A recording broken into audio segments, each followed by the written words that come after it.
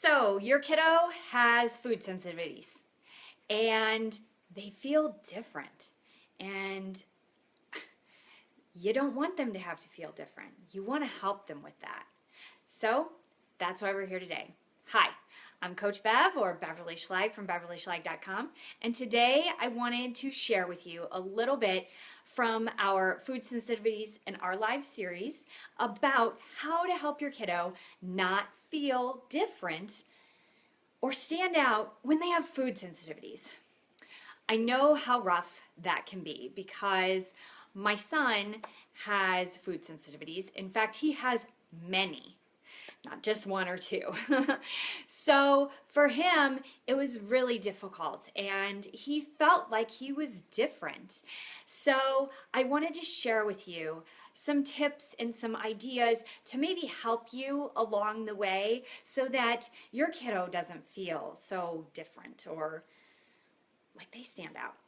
So first off, one of the big things is help your child to know what it is, like why they need to remove a particular food, and help them to see like what that does for them.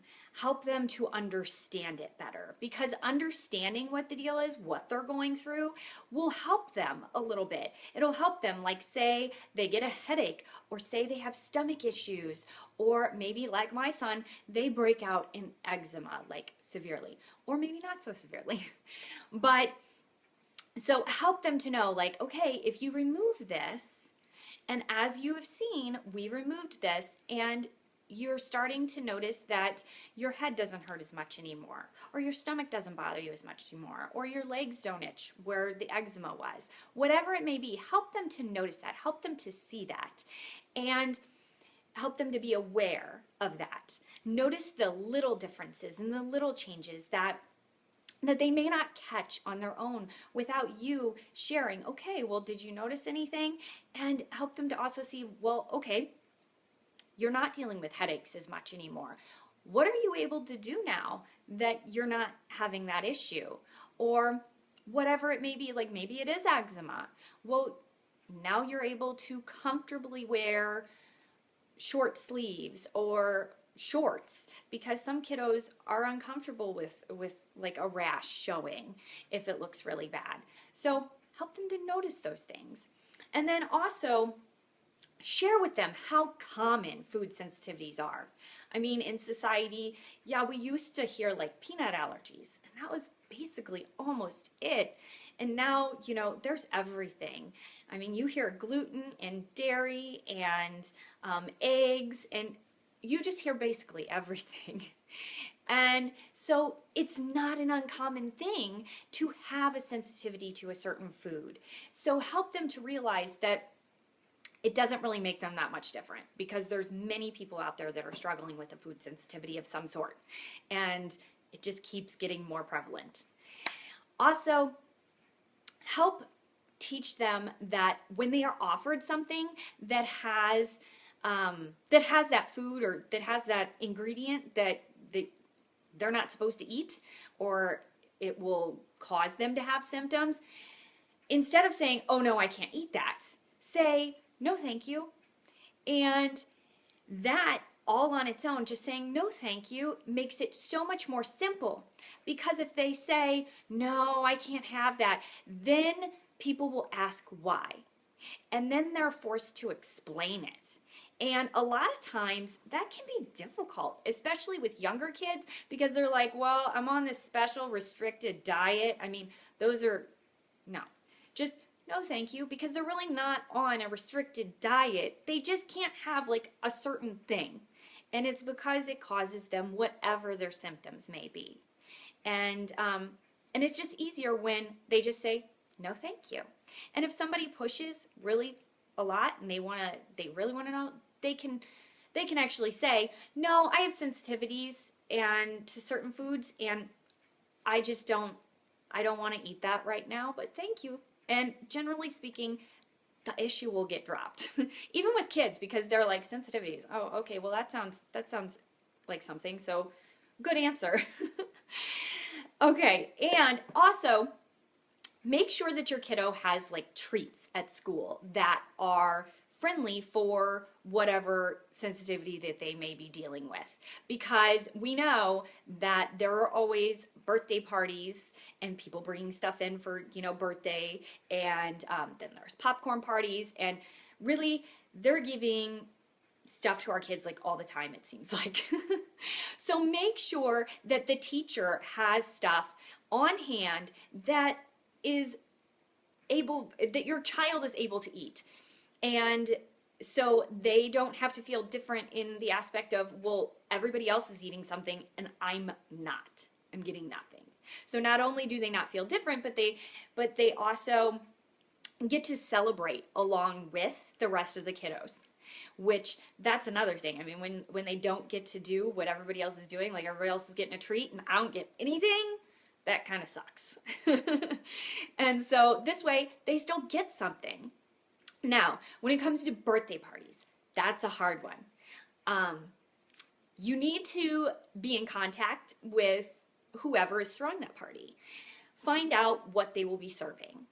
And then do your best to make a version of whatever it is, if it's something that they cannot eat, make a version of that food and send it with them so that they're able to eat along with everybody else.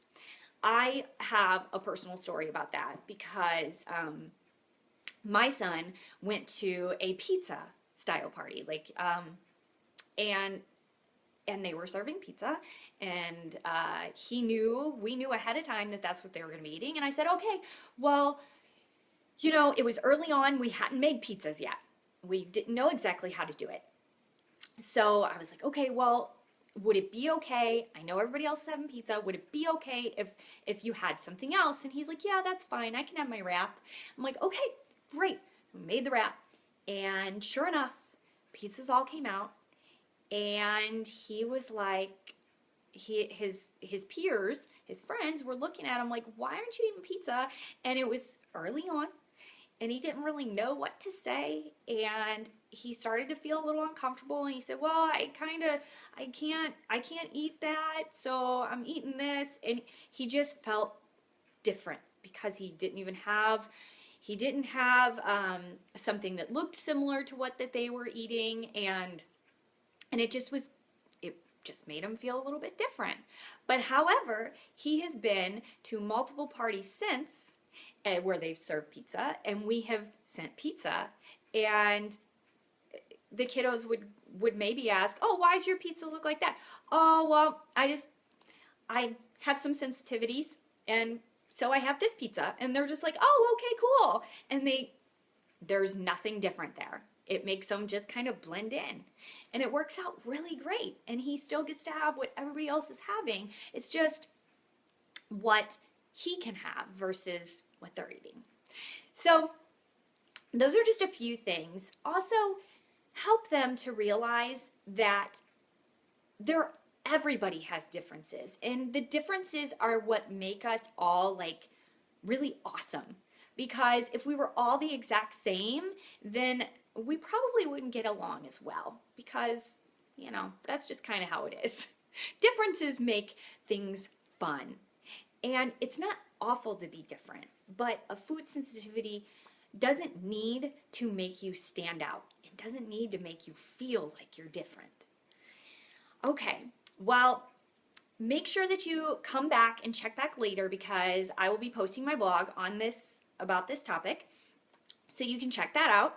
And also pop back by tomorrow, because I'll be sharing some recipes or snack ideas for food sensitivities, and different ideas for different sensitivities. Obviously, there's a lot of them, so I probably will not have every single one, but I'll have some options out there.